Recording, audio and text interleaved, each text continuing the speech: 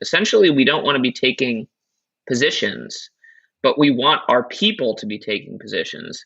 We don't want people to feel like they need to check their partisanship at the door.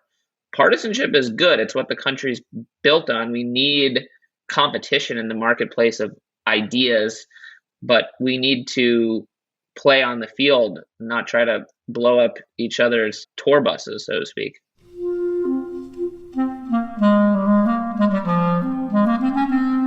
Hello, this is the Great Battlefield Podcast.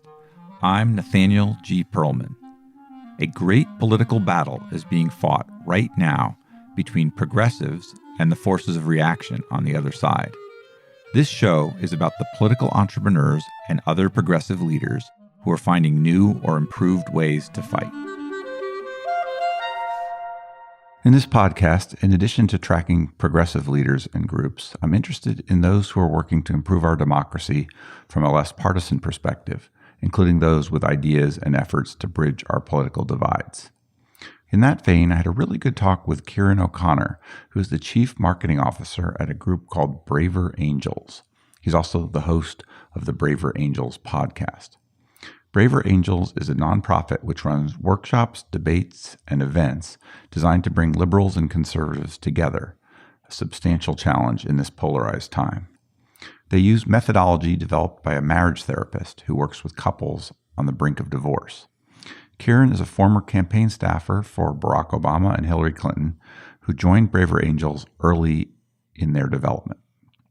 So, after a quick word from our sponsor, my interview with Kieran O'Connor and Braver Angels.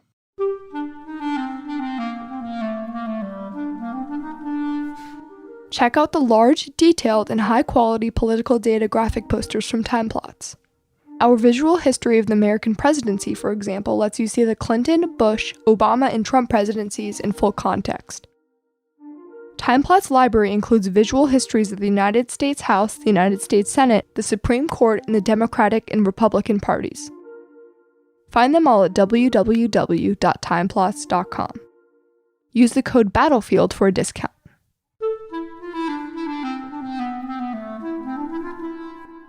Kieran, would you mind introducing yourself and giving me a quick biography? Sure. I currently serve as the Chief Marketing Officer for Braver Angels, which is a national nonprofit that works to bring liberals and conservatives together with the goal of depolarizing America. I previously worked in and around Democratic politics, starting on the 2012 Obama campaign, where I worked as a digital communications staffer, and ending on the 2016 Hillary campaign, where I was a speechwriter and a communications advisor. Well, you've definitely experienced some of the polarizing part of the world in those campaigns. Kieran, where did you grow up? I grew up in Uptown Manhattan. Where did you go to school? I went to Bank Street School for Children for elementary and Hunter College High School for high school. And then on to college? On to college at Duke University. Yeah. And what did you study at Duke? I majored in public policy. What did you learn there that you found that you apply in your career? At Duke, I worked on the Duke Chronicle as a reporter and editor covering politics and current events, and was sort of my initial foray into the world of media and politics. One of the cool things about working for the Duke Chronicle was that people would take your call. It had a fairly wide circulation, and we got a lot of interesting speakers coming to campus. And so as a relatively green reporter, I was able to interview and write about influential political figures who were shaping the discourse for better or worse. And I was deciding between journalism and politics as a career, and I was essentially funneled into the latter because of my love and admiration for Barack Obama, which led me to intern on his 2012 campaign, which led me to take a semester off college to work through the election, to see it through, beat Mitt Romney, get President Obama reelected, and that then sort of cemented my further path into progressive causes, democratic politics, and campaign work. That time on the Obama reelect, what did you do? What was the draw beyond the candidate himself? I was on the digital rapid response team, and I was charged with writing a lot of content, blog posts, fact checks, and social media. The primary goal of which was to defend President Obama's record and vision from attacks and mischaracterizations. And the second goal was to hold Mitt Romney accountable, but also to fact check false claims and drive what was termed contrast messaging. In 2012, the Obama campaign was very effective in portraying Mitt Romney as essentially an out-of-touch plutocrat. Romney didn't do himself very many favors with some of his remarks, notably the remark about 47% of Americans being takers, with the rest being makers. But on the digital rapid response team, or the truth team, as it was publicly known, we did a lot of fact checking and we did a lot of criticizing Mitt Romney to reporters and the public. Do you feel like that campaign was fairly fought between the two sides? Do you think, that it contributed to more polarization? What do you think the greater effects were of the work that you were a little part of? It's funny. Sometimes I joke that we cried wolf in 2012. I mean, Romney looks pretty darn good in comparison, doesn't he? Yeah, to my mind, put ideology and policy aside, I think Mitt Romney is deeply committed to serving the country and viewing himself as a public servant. A lot of people would say Trump is also committed to serving the public. I would argue that he is committed to representing his people in opposition to others who are opposed to him, which is a different thing. But I don't know. In 2012, I think the campaign knew it was facing a tough reelection. Unemployment was still like 7 or 8%. The message testing told us that Mitt Romney was vulnerable to the criticism that he didn't care about ordinary working people, that he was out of touch. His time at Bain Capital and doing leveraged buyouts, essentially made him a representative of the elites who were undermining the well-being and futures of working people, particularly in the Midwest. And so I think there was a conscious decision to pursue that narrative very effectively. Was it entirely fair? I don't know. It was an argument, but it was a strategic argument that was meant to drive a caricature that I'm not necessarily, especially in retrospect, actively and accurately captures who Mitt Romney is and how he thinks about public service. Oh, of course, it's not the job of a political campaign to exactly accurately characterize your opponent. It's a complicated thing. And I wonder if you worked with Teddy Goff there. The reason I ask you is because I know he was there and then at Precision, and I saw that your career led you to Precision. But what was the connection? How did you end up in that next position? Yes, Teddy Goff is and continues to be a dear friend and mentor of mine. On the 2012 Obama campaign, he was the digital director, sort of the young gun who helped usher in a new age of digital fluency and competency for Democratic campaigns that was begun in 2008. And so I learned a lot working from him. And then after I graduated college, worked for him and a couple of his partners at a consulting firm called Precision Strategies, which works to move action on a lot of progressive causes and Democratic campaigns. How was that time for you? It was great. It was my second job.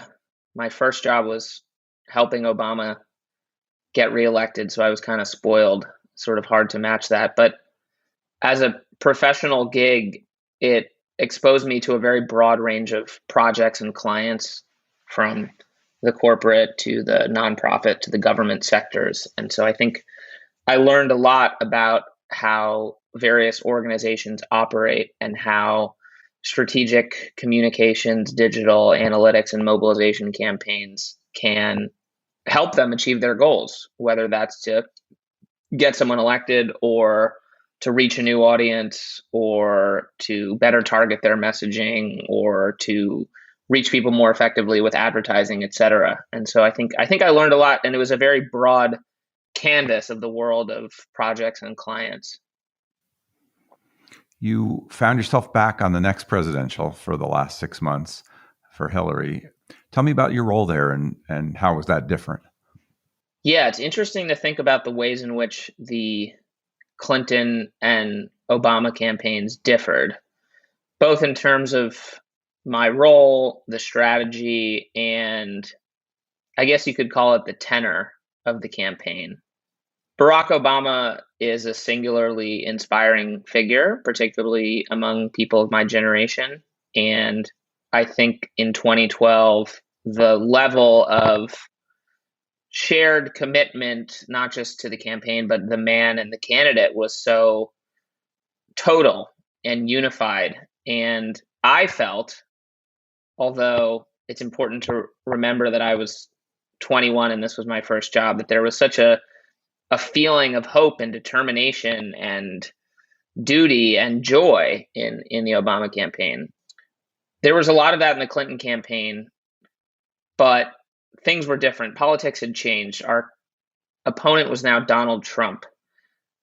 The rules of the game seemed to have changed. I think I remember being almost constantly aghast at the attacks that were being launched. And the second thing that I think differentiated the campaigns in some ways is that in the Clinton campaign, I felt internally there was a more widespread presumption of victory, even though Obama ended up beating Romney fairly handily, and obviously Clinton narrowly lost to Trump. So that colored the campaign as well. I think in some ways you could argue that we were playing not to lose a little bit. And obviously things shifted pretty dramatically in the last 1 to 2 weeks of the campaign for a variety of factors. Comey letter. Yeah, the Comey letter. I interviewed James Comey on my podcast about 18 months ago, which was a very interesting experience. And it was interesting to explore that period of history in which he clearly played such a defining and influential role and get a better sense of how he thinks about it. So those are some of the ways in which the campaign dynamics were different. And then in terms of my role on the Clinton campaign, I was focused more on communication work, speech writing, and project management versus the more purely digital content and social media side of things. How many people are helping write speeches on that campaign? Like, you're one of how many? It's a good question. I'd say the core team is 10 to 20, although there's a fairly small circle of lead speechwriters, of which I was not a part. I was primarily writing for surrogates, so I wasn't writing Clinton's DNC speech or anything like that. But it's an interesting challenge and opportunity to write for someone who is trying to appeal to a broad audience while staying on message as defined by the candidate and campaign, and also constrained by so many exogenous factors: her history, her gender, her relationship to her husband, her relationship to Donald Trump. So I think I learned a lot. And I think in retrospect, I'm not sure the campaign realized the extent to which our political culture had changed, so that things that might have broken through in the past were just going to get lost in the noise, particularly when they were being compared against such salacious, entertaining, twisted narratives. But yes, of course, hindsight is 2020. And I should just say again that I was such a full supporter of Secretary Clinton. I think she would have been a fabulous president, even if she was weaker in some respects than Obama as a candidate. I think that it would have been such a remarkable feat to get her elected, and falling short so narrowly was such a painful experience for so many. Yeah, it was really quite heartbreaking and quite a calamity. Where were you election night, and how did you experience that hour, that evening, that night?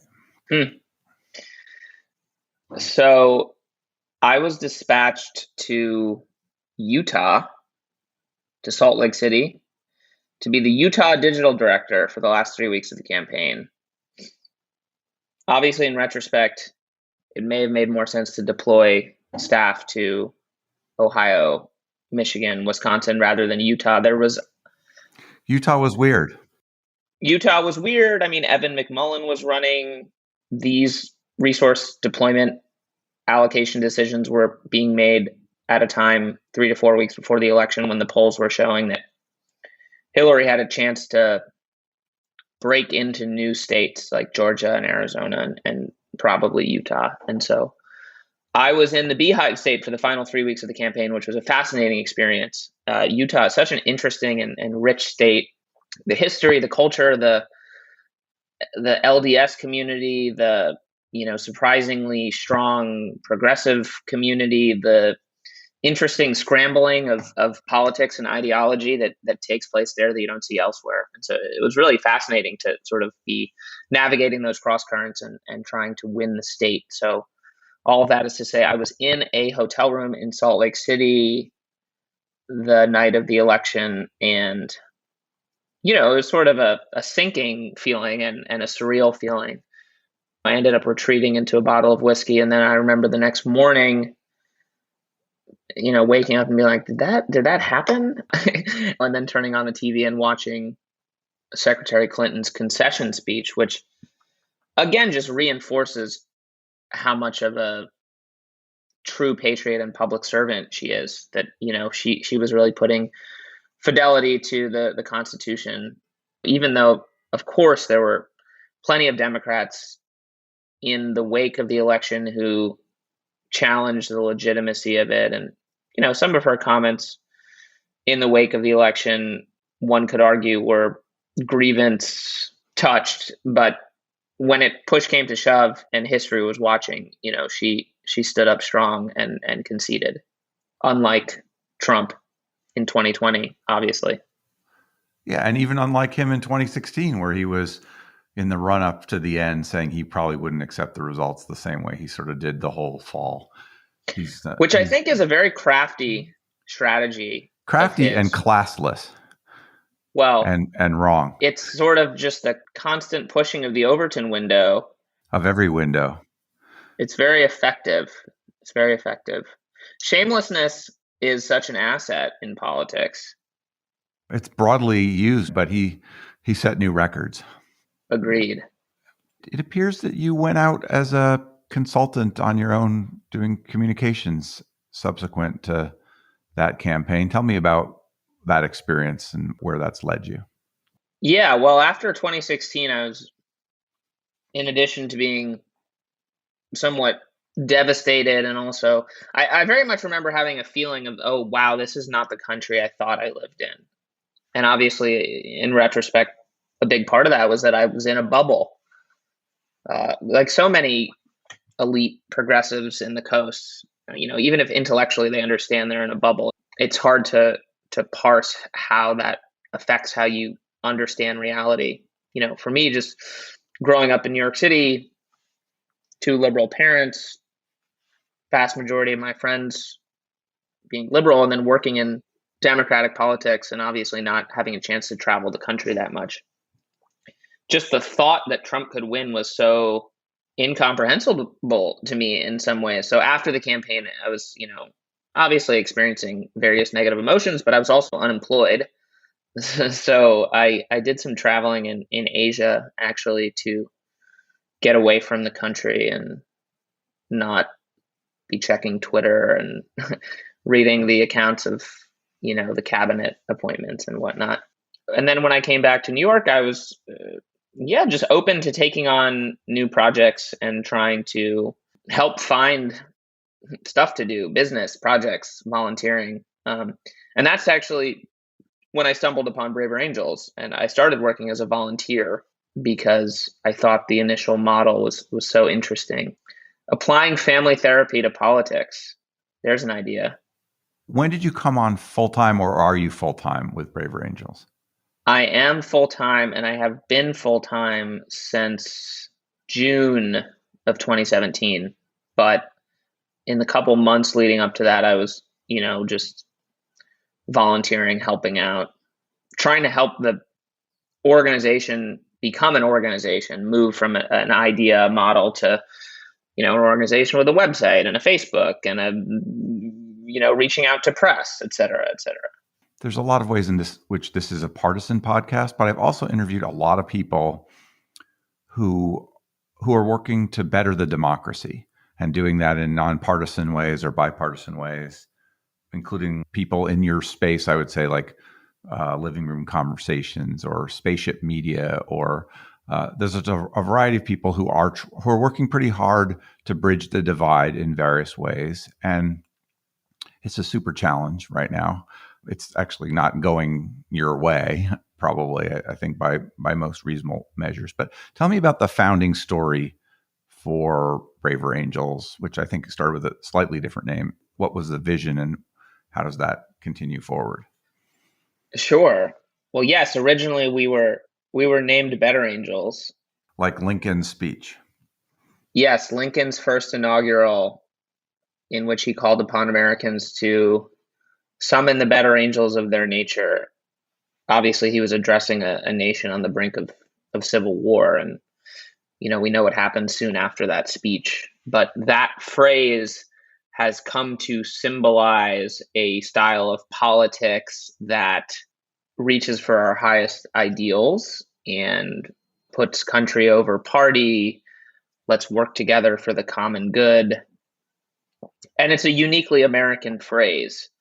Most people recognize the legacy of Abraham Lincoln, and it's hard to quibble with. So I thought it was a good name for us. We eventually changed our name last year, partially due to a trademark dispute with another organization, but also because we felt that the notion of courage and bravery were particularly needed to do this work now.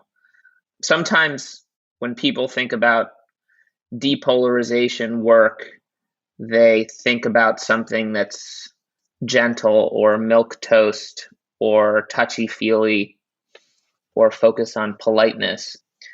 And those things are important. I mean, certainly compassion, empathy, respect, all necessary to do this work. But the missing ingredient in some ways is courage and bravery, because it's difficult, it's painful, not just to engage with people whose views you might find harmful, but also to withstand the judgment that you're inevitably going to get from your fellow progressives or your fellow conservatives who question your integrity and are the enforcers of tribal orthodoxy. Tell me more about the founder and how things got going. Sure. Well, the founder of Braver Then Better Angels, my boss, also a mentor of mine, David Blankenhorn. I mean, if David were here, he could tell you more about his story, but in a nutshell, he is from Mississippi, grew up, I think, with a fairly conservative upbringing, went to Harvard, was a liberal community organizer and activist for a number of years. My understanding is became interested in issues of civil society and family structure. He founded a think tank, which was generally considered a center-right think tank called the Institute for American Values, which did a lot of work in those two areas. But David became particularly invested in and known for his stance on then called the gay marriage issue, now more commonly referred to as, marriage equality. But he was opposed to same-sex marriage and was one of the leading, public intellectuals who was making arguments against it and why it would be bad for America and why it would be bad for families. And so he was certainly a boogeyman on the left. And then he changed his mind. He changed his mind as a matter of conscience and a matter of reflection, which you don't see that much anymore. He wrote an op-ed in the New York Times in 2012, publicly reversing himself, and overnight became a boogeyman on the right. His think tank lost a lot of its funding and kind of went under. And, he's a unique figure in that he's just managed to royally piss off both sides. But I think he's fundamentally someone who feels this mission in his bones, from someone who grew up in Mississippi, but he can speak the language of both sides. He understands the pain points of both sides, and he's been viciously attacked by both sides, called evil, hateful, cowardly, pathetic, you know what I mean? And so I think after that, he had a sort of a period of real, soul searching. His organization essentially collapsed. And I think he's always been interested in bringing the two sides together and building bridges and illuminating the commonalities that do exist, clarifying the disagreements. I think clarifying disagreements is such a helpful part of depolarization. Makes everyone feel better, makes it easier to work together, establishes a shared reality to the extent possible. And so Better Angels was his brainchild, but it really came into practice. So the original model was designed by Dr. Bill Doherty, who's a professor at the University of Minnesota and one of the nation's foremost marriage and family therapists. He works specifically with couples who are on the brink of divorce, mired in high conflict, and looking for ways to communicate and save their marriage, essentially. So he applied techniques and principles that he had seen work in his own work with couples to political conflict, and designed a series of exercises that comprised our first workshop, the Red-Blue workshop, which basically brings together an even number of reds and blues, as we call them, conservatives and liberals, Republicans and Democrats in a community, normally 5 to 8 folks on each side. It's a moderated in-person, initially, workshop.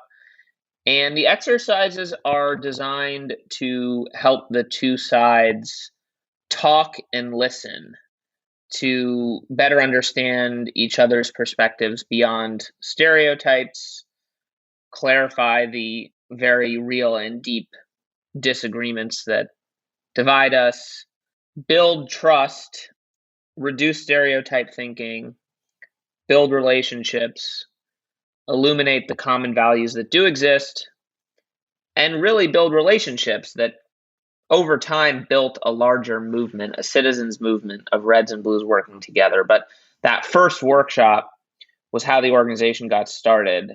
And it was a entryway into a new political culture that we are seeking to spread across the land. How did he do as a marriage counselor? Did he hold marriages together, or did a bunch of them fall apart anyway? That would be a good question for Bill. I think he's regarded as a very successful therapist. Not every couple should stay together. And maybe not every country, but, we kind of hope this one will. Yes, although a civic divorce in America would probably mean a civil war. Well, the problem is it's not regional. It's, it's neighborhood by neighborhood or suburb and city, or it would be impossible. Exactly. So we can't get a civic divorce. We have to live together. How do we want to do it? When you came on board, what was happening? Like, how far along was the enterprise as an enterprise? The organization had done 2 workshops. One was in South Lebanon, Ohio, which was filmed as part of a documentary we produced with the support of Peter Yarrow of Peter, Paul, and Mary, Puff the Magic Dragon fame. So we'd done 2 workshops at that time, but we had this sizzle reel, this video product that highlighted the power of the work. We raised a little bit of money to fund a bus tour, at which point I was initially brought on to run communications and digital for the bus tour. We rented a large tour bus to fulfill all of our childhood rock star or professional athlete dreams. Or campaign dreams. Yes. Well, yes. And our bus driver, with whom I established a friendship, had been a bus driver for several national political campaigns, including John Kerry, Newt Gingrich, John Boehner. He had stories about all of them, which I will not share here. Darn it. But we took the bus to 10 states around the country, doing red blue workshops, the participants of which were all recruited by volunteers who we were able to come in contact with initially, primarily through our first piece of media, which was a feature on NPR. And those workshops planted the seeds for what would become Braver Angels alliances, roughly even number of Reds and Blues in a community who form an alliance, continue to meet on an ongoing basis, volunteer, spread the word, spread the mission, spread the gospel, spread the work. That was the model, decentralized organizing movement. We then added on programming, partnerships with college campuses, media. Braver Angels Media was born to be a media network that could model an alternative to the partisan media complex and show what does it actually look like in the media space when people come together to debate with vigor, but not vitriol, with passion, but also with patience. Do you feel like you're tilting at windmills? Do you feel like you are having progress? Absolutely. I mean, to extend the wind metaphor, the headwinds are stiff, but we've been very successful in terms of growth. We have 16,000 members nationwide, almost 100 local alliances. So insofar as we've been able to bring positive change to people's lives, I think we've made an impact. The scale of the problem we're seeking to address is monumental. We've tested and demonstrated our model. We've done a fairly rigorous evaluation program to evaluate people's feelings before and after our programming. So don't just take our word for it. There's pretty striking data, which I can send to you. Maybe you can include with this podcast, that sort of demonstrates a fairly dramatic reduction in, what scholars call affective polarization, which is the belief that my political opponent is not only wrong, but is evil, and I harbor ill will toward them. Our workshop is very effective in terms of reducing that and building understanding. I've spent a lot of time telling people that Trump supporters are not evil, that they have a different lens, and sometimes it's a hard slog, especially when I think that some of the people around Trump or Trump himself, are not far short of evil. Yes, it's certainly challenging, and the Trump era crystallized so many of the divides that were already there. But it also meant that there was a big audience for what we were doing. We didn't have to convince everyone that this was a problem. And then, of course, last year in the pandemic, all of a sudden, we brought our work online. But we had a captive audience. Everyone was stuck at home with nothing to do but freak out over Donald Trump. So it was a pretty light lift to get them to tune into our events. So what advice do you have for regular people as a result of doing this for a while and seeing how they respond? They're stuck in a polarized world, what advice do you have for them? Yeah, I'm glad you asked about regular people because that's where this work starts. I think so many of us follow national politics very closely, and it's almost become a hobby or a sick addiction. And we forget that the work of politics, the work of citizenship, the work of relationship just starts within yourself, within your own relationships, within your family, within your community. And so I think it's worth taking a step back and thinking about what you want out of your life, really. I mean, politics has become such a dominant, animating force in our culture, but also in our identities.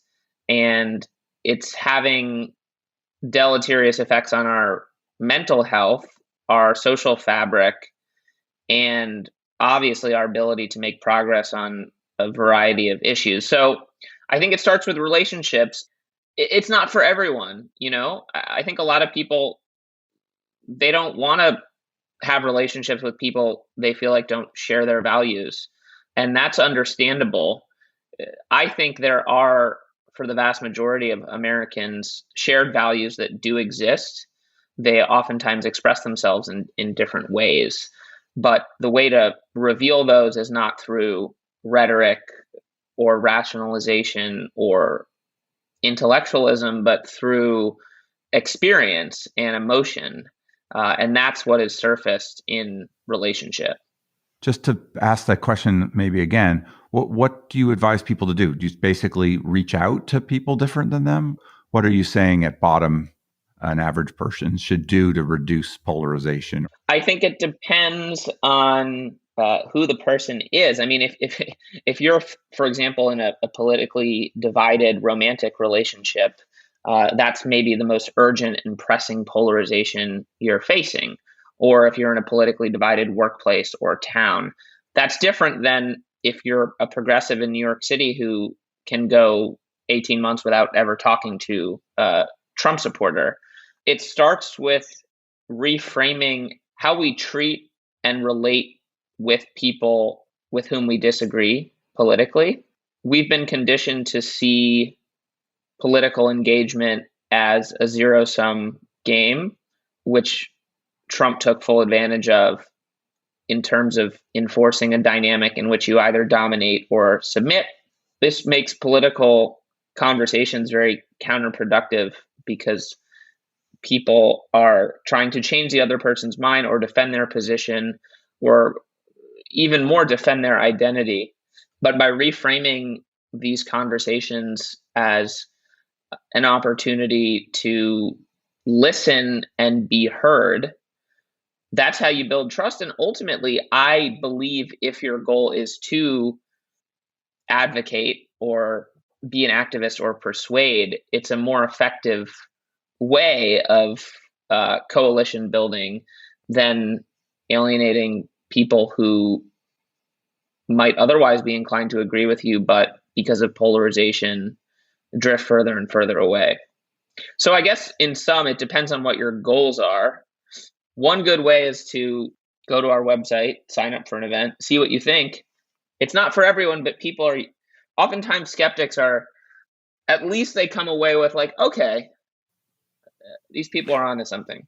Well, maybe you can talk an acquaintance who's on the other side of the divide into joining with you.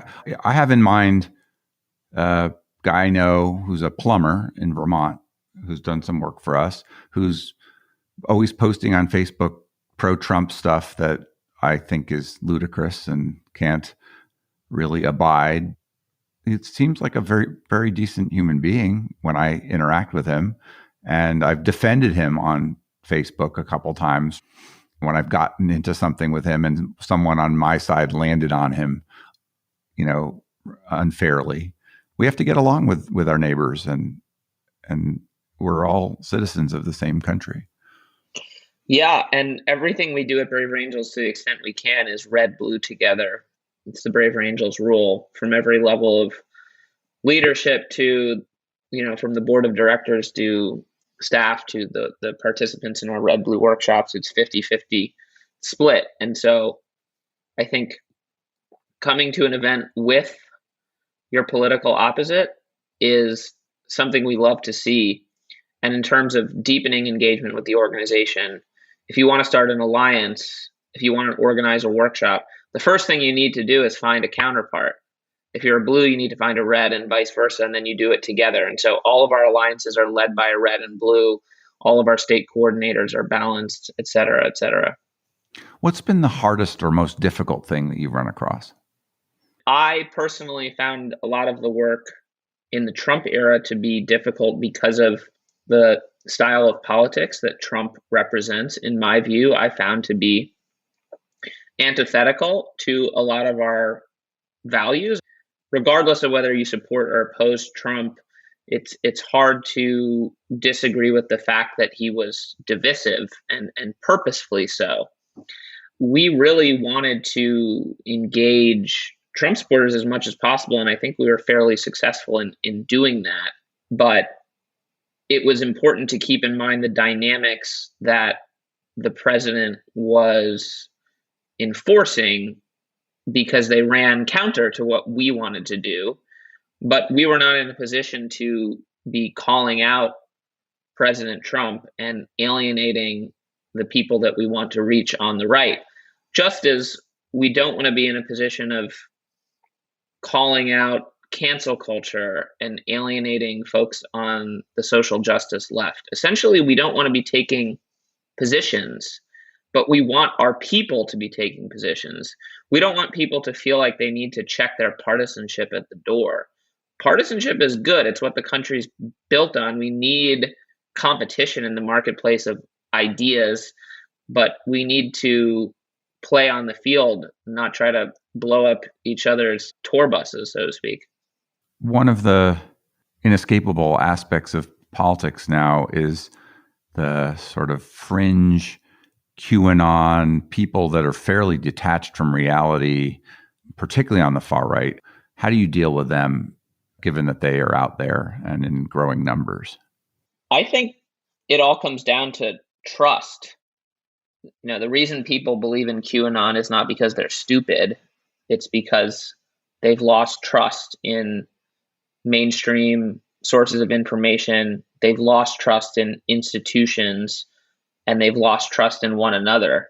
And so by building relationships, by scaling that work, by building social trust, that's how you can begin to restore a shared epistemology. But by trying to, mock someone or even try to show them why they're wrong, it's ultimately going to backfire. Do you see anything problematic about your approach? How do you view the general angle that you're taking to try to solve this problem? I think people have different lanes, and I think we are fulfilling an important role because we have established a structure and container that allows for good faith engagement across a vast gulf of difference. And I don't think anyone else in the country is doing that. I think other people have other roles to fill in terms of fighting for what they believe is right. And I've come out of political campaigns and, sometimes what makes sense strategically as a political operative is not what makes sense as a depolarizer.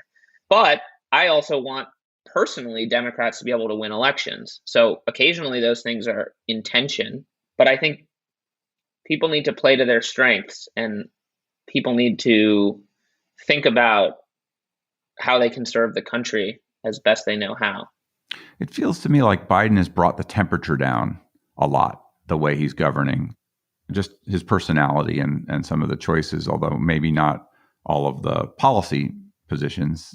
But what would you like to see out of a presidency, this one or subsequent ones, to help depolarize? Yeah, I've been very pleased with Biden's approach. One, I just like how boring he is compared to the last 4 years. I think it's been a welcome respite. I also think that he truly does believe in the better angels of our nature. I mean, that is Joe Biden. I thought it was Obama, too. Obama's speeches constantly, if you read them, they could be taken off our website. I think the fact that Joe Biden is a white man with a long history of Senate bipartisanship comedy, I think has helped him. It seems like the vitriol directed at Joe Biden specifically is seems less intense as the vitriol that was directed at Barack Obama. And it doesn't stick as much. It doesn't stick as much. And I think that Biden and his team have been smart to not really engage. The culture war is going to continue to bubble. And that's where the Republican Party is focused. I don't see much of a policy agenda at all. It's very identitarian. It's interesting. The last thing I'll say is I think where a lot of the divide is going right now is about fundamental questions of democracy and voting and franchise. Both the majority of liberals and conservatives, I believe, have faith in democracy and want to protect democracy.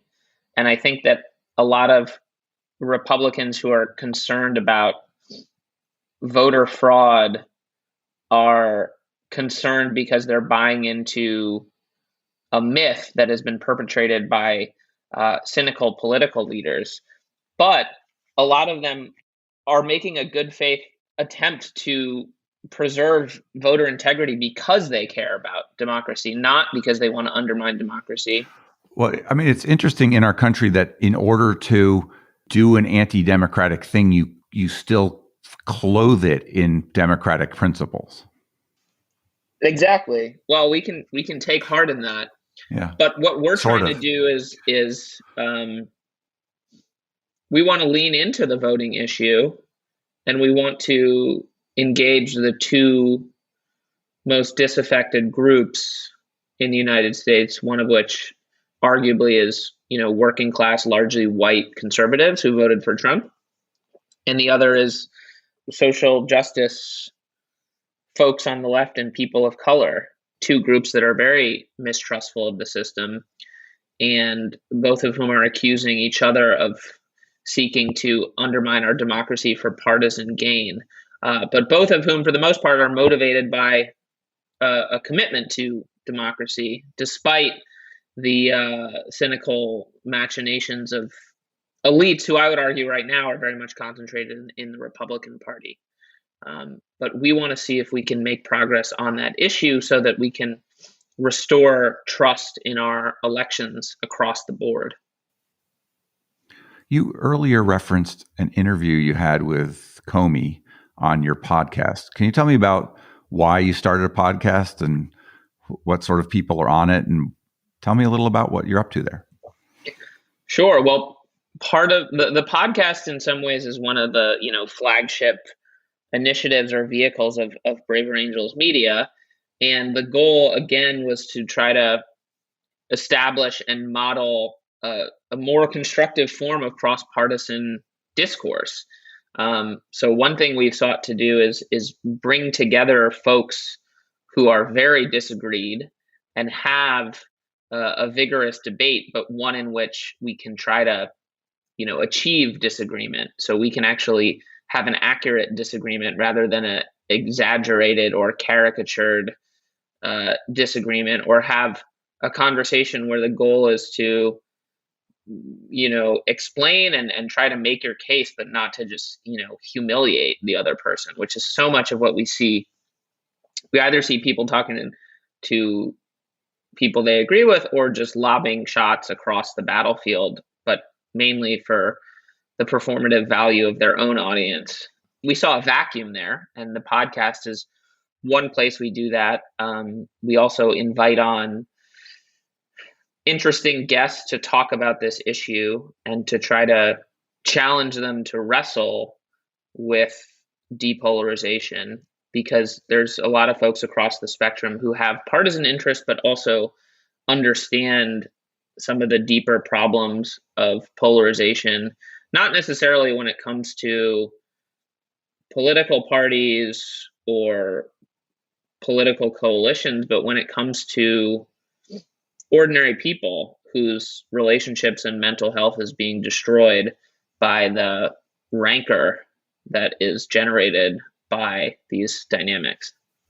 Occasionally when I'm interviewing someone, their story is very intense, or for some reason, it's a very good interview. I just feel it palpably. I'm like in this moment, like all my senses are alert in the interview. You've probably had that same feeling. What are a couple examples, if any come to mind, of like part of a podcast where something just came to the level of really feeling meaningful? That's a great question. So we recently did a podcast and the guests were all Brave Angels leaders. And the subject was to explore why we decided to host a debate on voter fraud, voter suppression, and the 2020 election. We got a lot of criticism from liberals who said, you're providing a platform to spread the big lie. You're creating a false equivalence. You're letting people get up there and spew disinformation. There was internal dissension within Braver Angels about whether to hold this debate. And so we had a podcast that was essentially a window into that discussion to showcase the way in which we work through issues, the way in which we struggle with the same tensions that all sorts of people who are depolarization curious might. And it was a very raw and powerful conversation. And I think also, underlines one of the special things about Braver Angels, which is that we are constantly striving, at least, to do internally what we're asking the country to do. And that's a question of culture and relationships and how you engage these issues. So I thought that was a really interesting podcast to participate in. And I think our audience really valued it. Because again, I don't think a lot of organizations would do that. It's sort of a meta conversation. So that one was really interesting. I'd encourage folks to check it out. I did a couple podcasts recently with Tristan Harris of The Social Dilemma, the former Google design ethicist who now leads the Center for Humane Technology and is one of the country's foremost activists in terms of pressuring big tech to think more deeply about reforms that would design a digital architecture that can bring us together rather than drive us apart. And yeah, I've done all sorts of interviews. I talked to Ezra Klein a few years ago. I think he's a really smart thinker on this issue. And most recently, I talked to a writer named Amanda Ripley, who's just written a book called High Conflict, in which she looked at a series of intractable and violent conflicts across the world, from FARC in Colombia to gang violence in Chicago. And I think has drawn some really innovative and powerful insights. And so we had a conversation about how those could be applied to a U.S. political context. So that was definitely a sense-alighting conversation for me as well. Who would you love to have on that you haven't been able to so far? I'd love to get Barack Obama either solo or with George W. Bush. So if you're out there listening, open door. I'm confident he listens to all of mine, all 600 plus episodes. Do you have any advice to fellow podcasters about what you think works well to make a good podcast? I think preparation, which I often don't do, is helpful. I think production quality, which I don't often have the best, is useful. You're definitely selling me on yours. Yeah. Yeah, no, I mean, I think I'm always thinking critically about what we could do better. It's always possible to raise one's game, but totally. And I think it's been hard during the pandemic, because everyone's sort of improvising at home. But I think having a really clear lens and angle and purpose for your podcast so that it's a focused conversation is useful, because then people should know why they're coming to your podcast versus any other podcast. What's the unique value proposition? What do they get with you guys that you can't get anywhere else? So what questions should I have asked you that I have not? Wow. What questions should you have asked me? Well, it could be interesting to ask me about how it's been working with conservatives for the first time in my life over the past 4 years. How has that been for you? It's been great. It's been great. I mean, I just feel like I'm less polarized.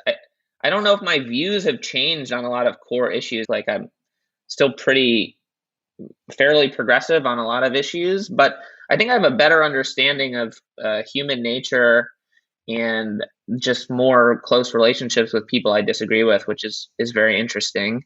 And I think I've been able to bring some of the interpersonal and communication skills that we've developed and teach at Brave Angels into my personal relationships, which has been really interesting. Sometimes my friends feel like I'm psychoanalyzing them, which is probably pretty annoying. I certainly enjoy it. But it is powerful to build relationships with people that you might have previously demonized because of stereotypes. It's a very powerful thing. I think some of the more interesting conversations I've had on my podcast have been with the anti-Trump Republicans who don't share exactly the same values or certainly policy opinions, but they have something different to say than a lot of the people that I talk to. So it seems new and valuable, and I kind of, pay more attention for the moment. Yeah, I agree. I mean, it's fairly boring to talk to someone that you agree with on everything. Conflict is healthy so long as the approach is smart and structured and designed to make progress through conflict rather than have conflict drive destruction. Do you think that this experience you've had with Braver Angels has taken you on a path away from partisanship for good? Do you see yourself going back into the game on the partisan side? What's the future for you, given what your experience has been here? That's a good question, and one, that I'm still thinking about. I think I've been privileged to now be in a position where I'm making impact in a field where there's not that many people working on it compared to partisanship. But I would certainly consider going back to work on a campaign or work in government if I was working for someone who I believed in. The mission is making a positive difference, and there are many ways to do that, both in and outside of partisan politics. What do you think the future is for Braver Angels as an organization? Where do you see this going? Where would you like to see it go?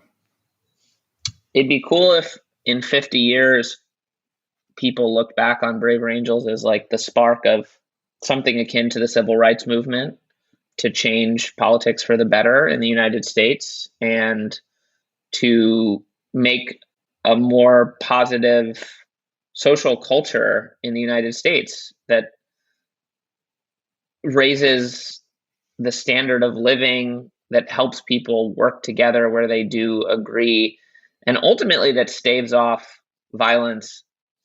A lot of the kind of philosophical guidelines for Braver Angels are drawn from the nonviolent movement, and we want to carry on in that tradition.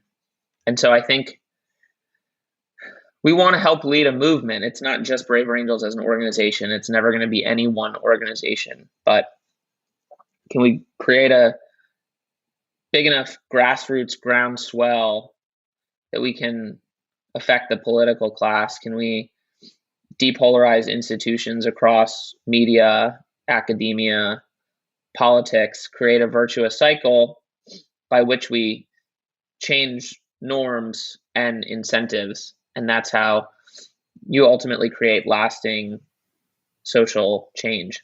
Do you think about running for office yourself? I strongly doubt it, but I would never say never. If you did, would you run on a speech that said, "This is not a red America, this is not a blue America, this is the United States of America"? I would try to be a unifier. And I think, things change so quickly. Like, who knows where the Republican Party would be in 10 years? Yeah. I mean, impossible to tell. So I sure hope it's not worse. Me too. Kieran, it's been really an honor to talk to you. Anything else you want to say? I would just say that I think you're a really good interviewer, and you asked, deep, probing, personal questions, which I think is a good way to draw out how someone really feels, rather than some of the more superficial exchanges we see on podcasts these days.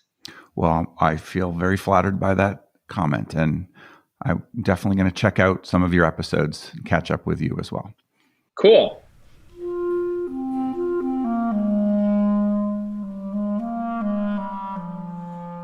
That was Kieran O'Connor. He's at braverangels.org. This is Nathaniel G. Perlman with the Great Battlefield Podcast. You can find us at greatbattlefield.com or by searching for Great Battlefield in places where podcasts are found.